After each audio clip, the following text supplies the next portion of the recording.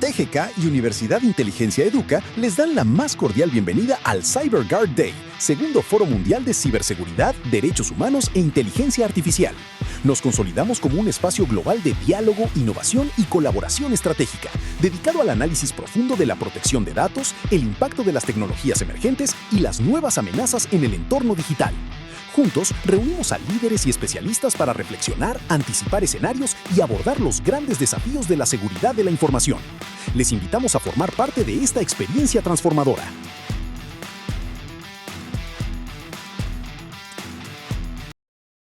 Hola, muy buenas tardes a todos. Mi nombre es Andrea García y primero que nada quiero agradecer profundamente la oportunidad de participar en este espacio dedicado a la ciberseguridad y a la inteligencia artificial.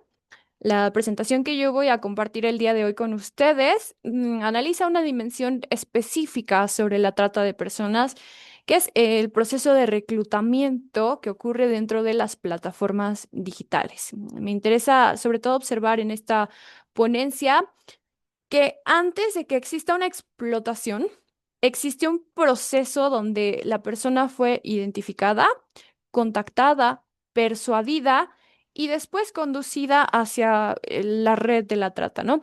Entonces, tenemos las redes sociales, los sistemas de recomendación, la famosa publicidad dirigida y, por supuesto, la inteligencia artificial que pues han ampliado las posibilidades de comunicación, de acceso a empleos, pero también nos han acercado a procesos de trata de personas y eso es precisamente lo que vamos a ver el día de hoy. Me gustaría empezar diciendo que esta inquietud que tengo en este tema, este primer acercamiento público a este tema, comenzó cuando tuve la oportunidad de presentarme en la Cámara de Diputados con un encuentro con la relatora especial de las Naciones Unidas sobre la violencia contra mujeres y niñas, Rim Al-Salem, y expuse mi preocupación por pues, la transformación de la violencia mediante tecnologías digitales.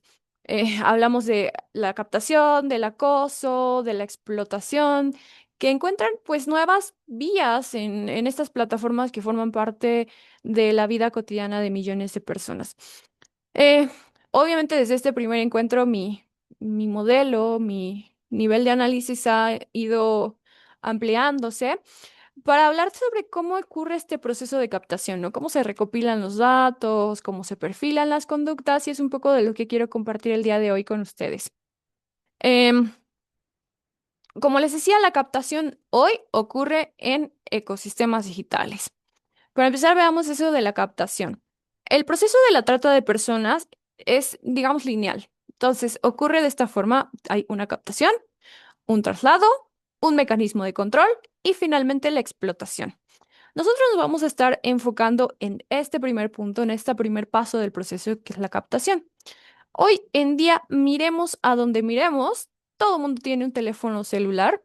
Y si hay un teléfono celular, hay acceso a Internet. Y si hay acceso a Internet, seguramente la persona también va a tener redes sociales, especialmente Facebook y especialmente Instagram o WhatsApp, ¿no? Creo que hoy en día todos los celulares vienen casi que programados de fábrica con WhatsApp.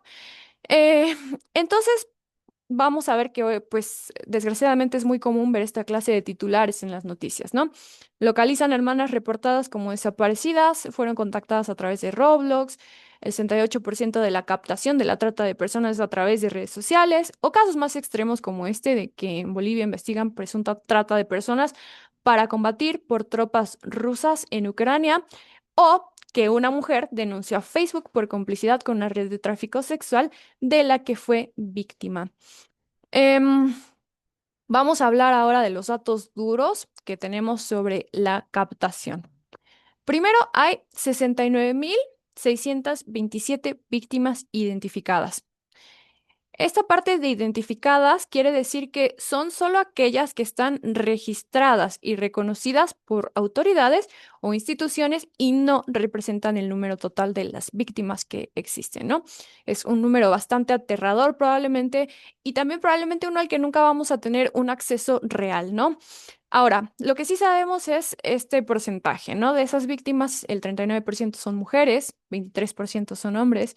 22% son niñas y finalmente los niños constituyen el 16%. Y las finalidades de la trata de personas hay un 42% al trabajo forzado, 36% a la explotación sexual y 22% a otras formas de explotación. En esta ponencia nos vamos a estar enfocando particularmente en el tema de el trabajo forzado, porque vamos a incluir casos en los que las personas fueron captadas mediante ofertas laborales. Em, Bien, vamos a empezar hablando de estos tres conceptos, cómo se relacionan con la IA, cómo vamos a irlos perfilando al tema de la ciberseguridad.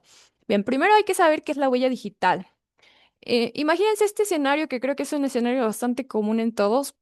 A lo mejor queremos comprar un sombrero o un mueble. Yo recientemente quería comprar un mueble y todo lo que me salía en internet, en mis redes sociales, era sobre muebles, ¿no? Cada interacción que nosotros hacemos en internet, cada like que yo le doy a algo, cada publicación con la que interactúo, las cuentas a las que sigo, los grupos a los que ingreso, incluso cuánto tiempo mis ojos se quedan viendo una publicidad o el lugar en el que estoy, la ubicación geográfica en la que estoy, todo eso forma parte de una huella digital. Y estas señales son procesadas mediante algo que se llama perfilamiento conductual. Básicamente, el perfilamiento conductual es analizar esos patrones para realizar pues inferencias, ¿no? ¿Qué quiere una persona? ¿Qué necesita? ¿Qué le gusta? Y eso es obviamente la parte comercial de las plataformas digitales, pues nos permiten hacer una personalización del contenido y de la publicidad. El problema viene cuando estos dos datos se juntan para hablar de la vulnerabilidad como dato. Y como todo buen dato, si yo necesito trabajo, si yo estoy en una situación en donde necesito afecto, protección, reconocimiento, vivienda, movilidad, todo eso se vuelve un dato. Y como buen dato es localizable, clasificable y, por supuesto, utilizable. Entonces vemos que hay una arquitectura de la captación digital, que es, a muy resumidas cuentas, que básicamente se ofrece una publicación.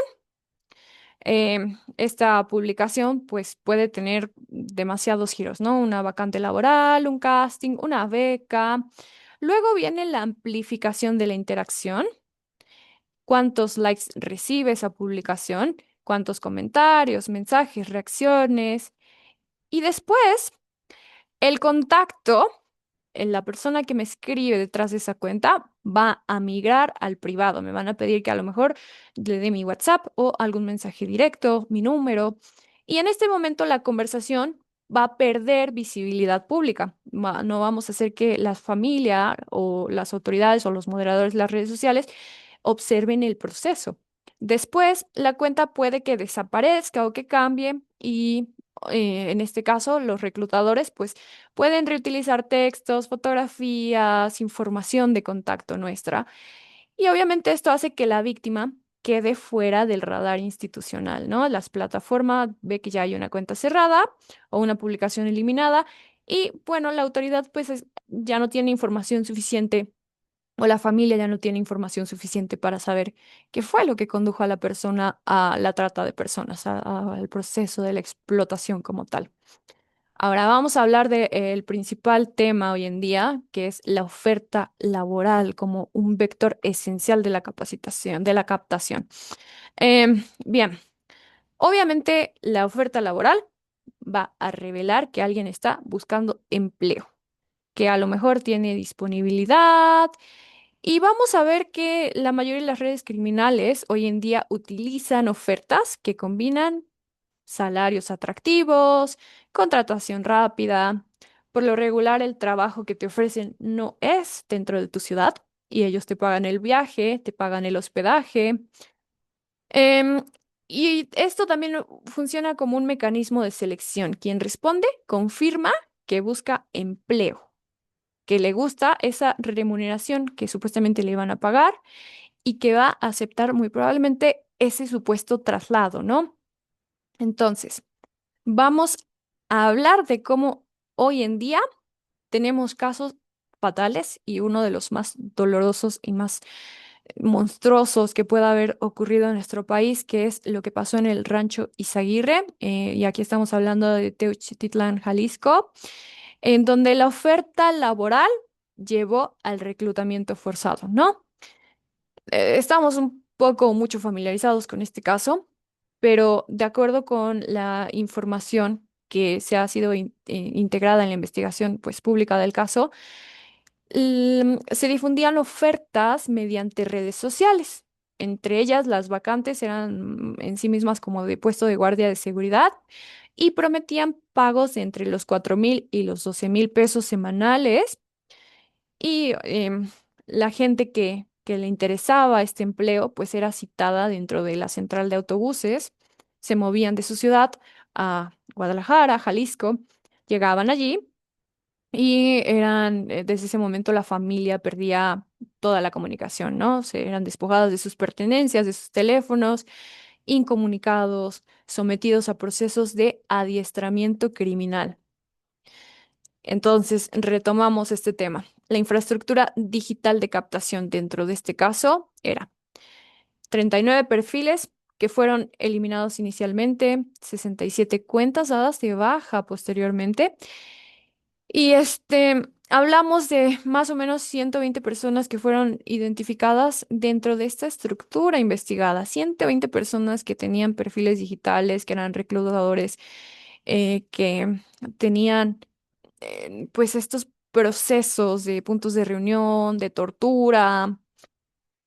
Es un caso muy, muy complejo que todavía sigue en investigación, pero que tiene una enseñanza pues central, ¿no? Una búsqueda legítima de empleo puede ser transformada en una ruta organizada hacia el reclutamiento forzado.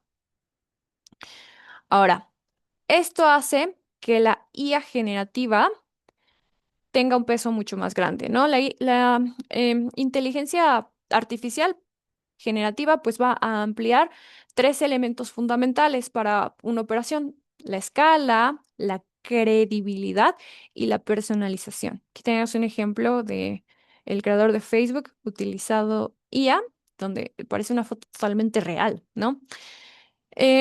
Bueno, primero que nada, todos hemos utilizado ChatGPT o alguna inteligencia artificial y sabemos que es capaz de generar nombres, biografías, fotografías de gente que no existe y que produce también pues imágenes sintéticas donde puede perfectamente la IA generativa transformar la voz de una persona, la misma imagen de una persona para que se pueda comunicar con la víctima, ¿no?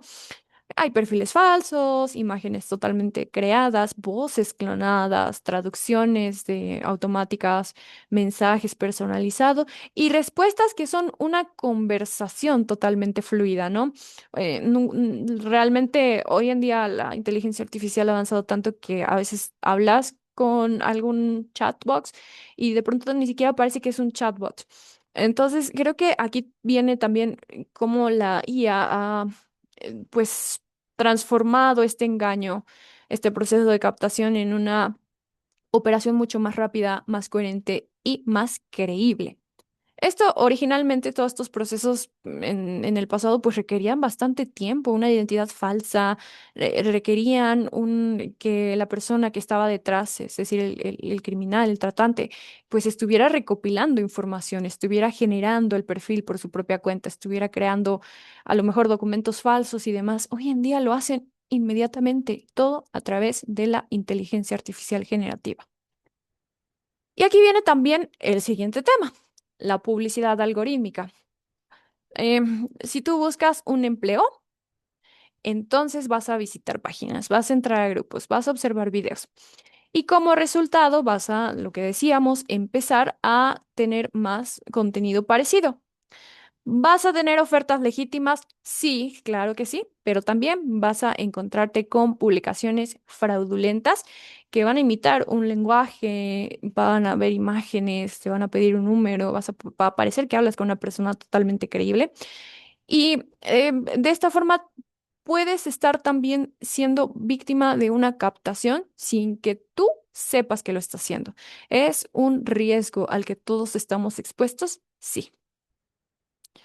Ahora, ¿cómo le hacemos para hablar sobre seguridad de IA frente a la trata de personas?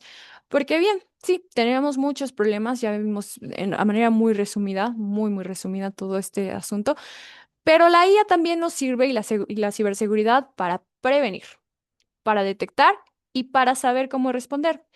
En la prevención, pues nos ayuda a verificar si la oferta laboral es posible, ¿no? Si es que sí existe esa empresa de la que se habla, si hay dominios oficiales, si el salario está coherente, si el texto a lo mejor aparece repetido en múltiples cuentas, si de pronto podemos incluso encontrar algunas páginas que nos sirven como verificaciones de comparación de imágenes, ¿no? Para saber si una imagen es real o es IA.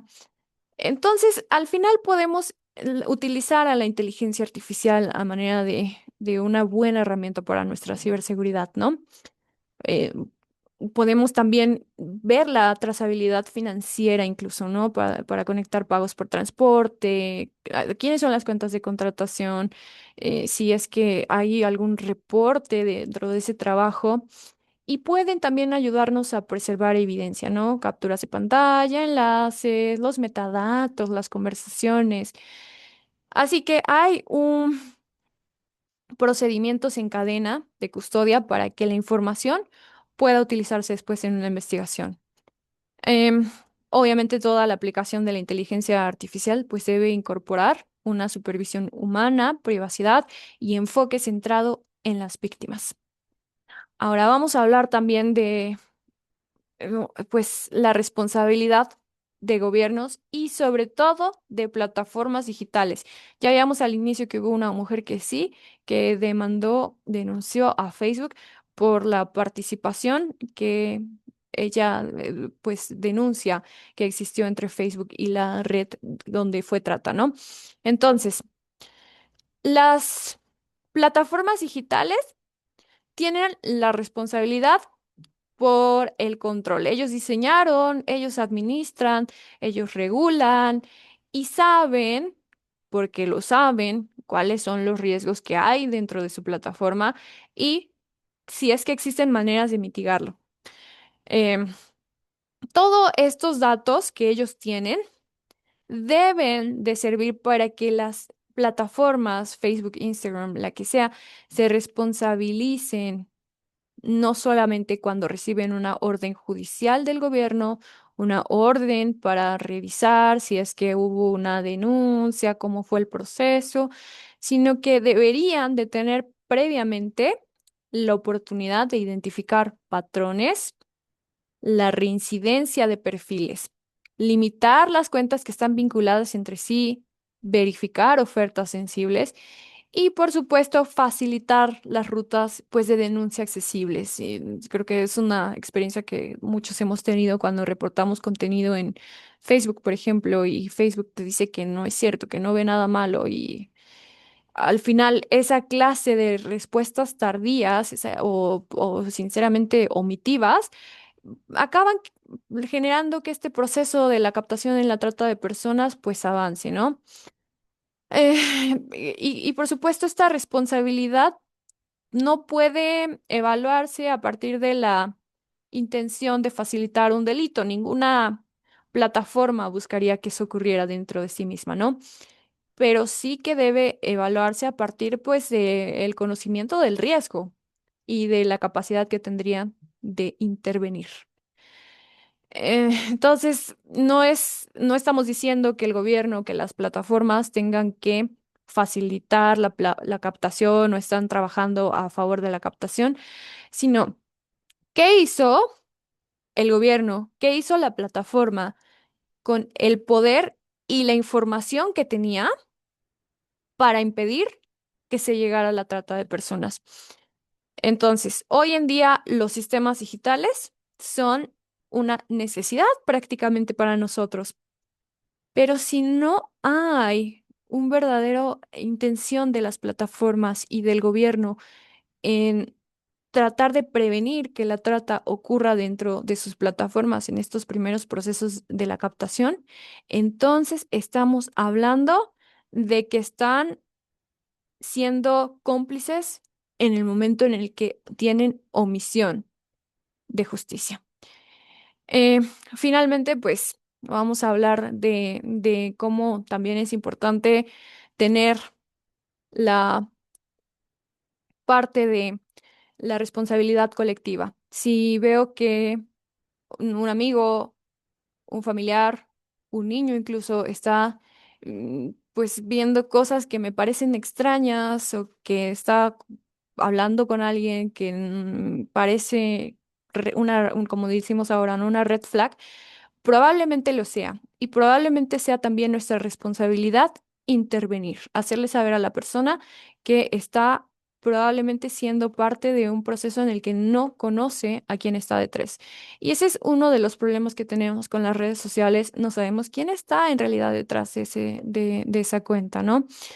Entonces, me gustaría concluir mi participación de esta forma y agradecer la oportunidad y, bueno, pedirles a todos que se cuiden. Muchas veces decimos siempre que los criminales avanzan a pasos agigantados, mientras que la policía, el gobierno, las autoridades, pues se quedan muy, muy cortos y muy detrás de la creatividad que tiene el criminal para cometer sus actos, ¿no?